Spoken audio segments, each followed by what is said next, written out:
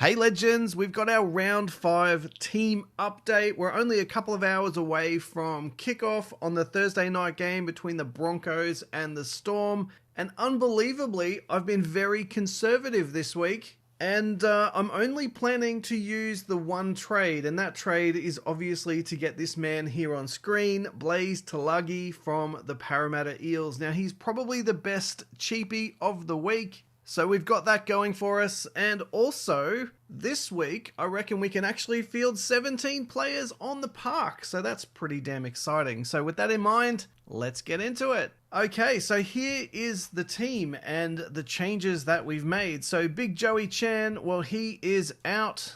Unfortunately, it looks like that hand injury is just going to continue for a little bit longer. If Blore comes out and absolutely kills it, then I think he will struggle to get back into that Melbourne Storm team. But who really knows? He could be back next week. It's just one of those things, you know, he's not going to cost us all that much to sell. And we've got Blaise Tulagi over there on the right-hand side, absolutely firing, producing some pretty decent scores so far, and I think fingers crossed he can come out and do it again this week. So good news is we now have 17 players on the park, and I think you guys have seen most of them before, and I'm hoping for a little bit of a better performance out of Turbo here. We definitely don't want to see another 39, so please, Tommy Turbo, pump out a 50 for me. I know he's up against the Penrith Panthers there, so that's one to keep an eye on. Reuben Cotter, I hope he can deliver a little bit better than 46. Otherwise, I'm pretty happy with the middles there. Salmon and Fini Fuiaki. Now, I'm not 100% comfortable with our edges. I think there's a hell of a lot better we can do in this space, and I would have loved a Kai Pearce-Paul, but the only way I could really get him into the team is if I sold down Joey Lussick and his 22. And to be honest, I really didn't want to take the punt. I'm hoping that Joey Lussick can just beef up that average to close to somewhere between 40 and 50, and I save the trade. And another couple of weeks of some of these 400k guys in the oven hopefully will give us some more money in the bank. Now, halves combination, we are looking at Fogarty, who I'm really happy with, and Drew Hutchison, who is really starting to improve, which is nice. We're still holding Cleary down here, so I've got 940k just in him sitting on the bench, and we're going to use Lockie Galvin here as a looper. So you can see he is out, and it'll come down to Ben Trbojevic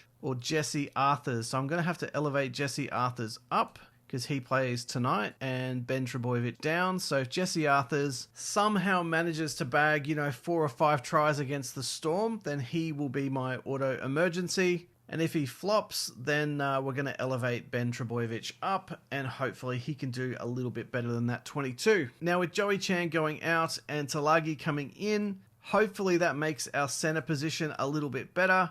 And hopefully Ethan Strange can deliver another one of these 37 to 40 type of scores. That would be very handy indeed. Pappenhausen, well, I reckon he's in for a great game against the Broncos in Melbourne. And RTS, well, he's back in the centres for the Waz, and I'm hoping he can deliver me somewhere around the 50-point mark. That would be excellent from Roger. In terms of the bench, Danny Levi, try-scoring machine, hooking goat. He will continue on the bench as long as he's making money, so continue that for me, please, Danny Levi. Sam Hughes, he makes his starting debut for the Canterbury Bulldogs, and I'm hoping like hell he can deliver me a substantially better number than 8. Surely a guy with a 1 ppm starting in a Bulldogs team can absolutely smash it out of the park. I just need him to get somewhere around the 40 to 45 minute mark, and hopefully he can score us somewhere around the 35 to 40 point mark, and I would be very, very happy with that. Now, the only other player that we need to talk about is Brendan Piakura. He continues to be out for a few more weeks, and to be honest, I think at this point we just have to hold. 361k for what should be an 80-minute starting edge at the Broncos. The long-term potential is there. He just needs to get back on the park, and hopefully that can happen pretty damn soon. Other than that, we've got Cam Murray. Hopefully he continues to pump out 60s. Terrell May back on the bench, but if he can get somewhere between that 55 and 60 mark, I'll be really happy. And hopefully this is the turning point for Harry Grant, where he just goes on a bit of a run and gets us anywhere around that 60 plus. That would be absolutely phenomenal. So there you go, guys. Look, that's the team for the week. Now, if we have a look at some planning ahead, you can see in round 4, we picked up Fogs and we picked up Turbo here. Coming into round 5, we did pick up Tulagi. And the only other player that we really considered this week was Kai Pearce-Paul. So next week, we've got a couple of players on our radar, and probably the biggest one for me is Angus Crichton down here.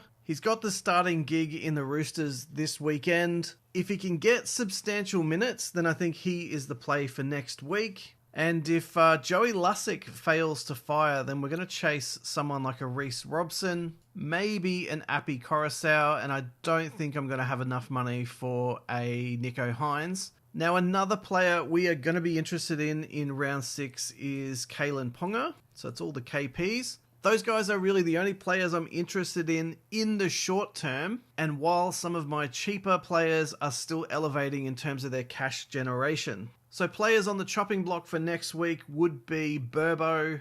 We'll have another look at Salmon. Fingers crossed Sam Hughes goes really well. Joey Lussick, if he fails to perform. Jesse Arthurs is another one. I think he's just about peaked in terms of cash generation. But a lot of these guys are sitting around the 300 to 400k mark. You can't really jump into that next level of player just yet. They just haven't accelerated their money-making ability fast enough, which is a bit frustrating. Now, at some stage, we're going to see Payne Haas come back around here, I would have thought. So we're going to have to think about, do we put him in somewhere around the round 8, round 9 time period? We definitely love to get an Isaiah Yeo as well. But the question is when and how. I'm not sure I can do it before State of Origin. So he may be an after State of Origin play. We just have to wait and see. Olam, I was super warm on him, but he's a little bit of a question mark. When you look at some of the depth behind Olam, if he's not scoring tries, then the points aren't going to be there. And I do worry a little bit about the Tigers in terms of, can they maintain this momentum, and what happens when they come up against a Melbourne Storm or a Penrith Panthers. So that's something to consider. Same with the Hammer. I think he's just going to accelerate in terms of price, and I think we may have missed that one. Now, Britton Nakora is also on my list. He's got a massive break even right now. So he's going to absolutely plummet in terms of his available price. Now, I'm expecting that somewhere around round 9, he could actually be a bit of a pickup if the price is right, and that could really help me out with my edge performance. So that would be really nice. So there you go, guys. Look, that's just a little bit of what I'm thinking. Good luck with your fantasy team this weekend. Good luck if you're a super coach player. Good luck with your tipping. Thanks for watching and supporting all these videos. Now, if you've liked it, you know what to do. Smash that like button for me. If you're new to the channel, don't forget to subscribe. And as always, guys, get involved in the conversation via the comment section down below. And I'll see you all in the next video.